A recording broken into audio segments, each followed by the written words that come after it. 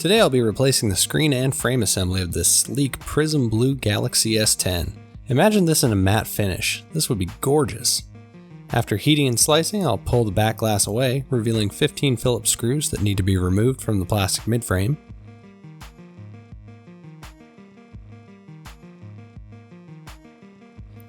The kind of one-part midframe can now be pried up and out of the housing.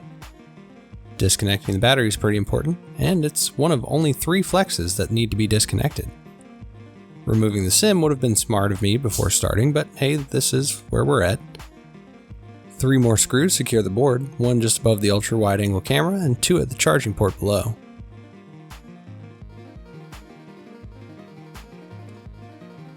The headphone jack can be popped free from the housing. Finally, we'll detach the display and touch flex. The board is one wide horseshoe of components, and it can be lifted up and out as the charging port is slightly recessed.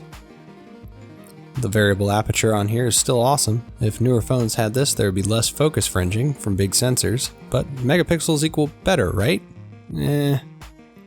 I'll swap the old frame for the replacement. This one already has a vibration motor installed and one little piece of plastic protecting the selfie camera hole.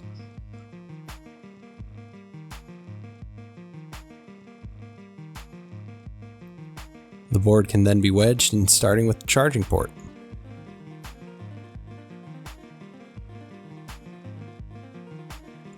I'll get those 3 board screws tightened down before snapping in the headphone jack.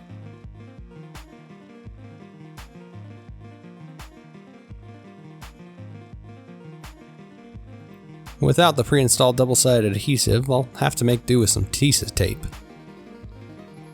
Getting the battery pressed into frame, I'll connect it and power on the device to make sure it's working before fully assembling it. Looking good, I'll start clipping the midframe over the board and replace those 15 screws.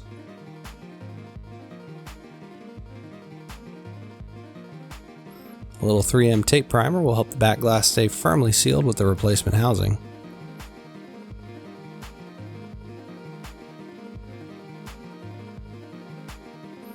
After this is cleaned and tested, it'll be ready to go. Thanks for joining me. I'll see you next time.